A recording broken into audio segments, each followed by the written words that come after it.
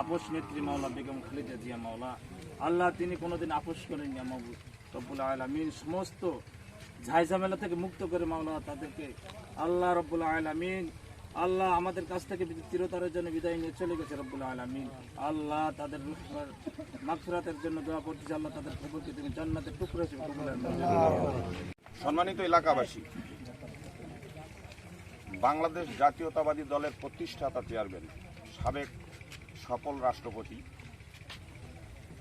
1971 সালের স্বাধীনতার মহান স্বাধীনতার যিনি ঘোষণা দিয়ে রণক্ষেত্রে যুদ্ধ করে দেশ স্বাধীনতা এনে দিয়েছিলেন।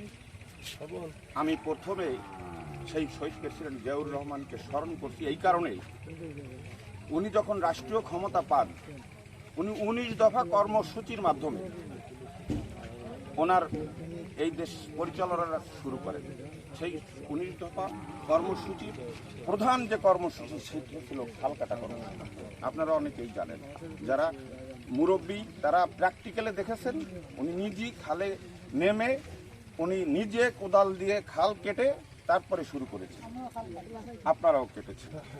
এনিহাউ আমি কথাটাকে বাড়াবো না, আমি শুধু বলবো সেই ধারাবাহিকতায় বর্তমান সরকারের মাননীয় প্রধানমন্ত্রী জনাব তারেক রহমান সাহেব, উনিও 12 তারিখের গত 12ই ফেব্রুয়ারি ত্রয়োদশ জাতীয় সংসদ নির্বাচনে আপনাদের ভোটে সংখ্যাগরিষ্ঠতা পেয়ে সরকার গঠন করে প্রধানমন্ত্রী হয়ে উনিও বেশ কিছু কর্মসূচি হাতে নিয়েছে। তার ভিতরে অন্যতম কর্মসূচি হলো এই খাল কাটা। তার অংশ হিসাবে আজকে এই গেল কোন মানে খাল কি শকুনের খাল, এই খিলিগাতির এখানে আমরা শুরু করলাম এবং উদ্বোধন করেছেন সারা বাংলাদেশে মাননীয় প্রধানমন্ত্রী তারেক রহমান সাহেব। কিন্তু আজকে শুরু হলো আমাদের চিতলমারীর উপজেলার সুযোগ্য নির্বাহী কর্মকর্তা।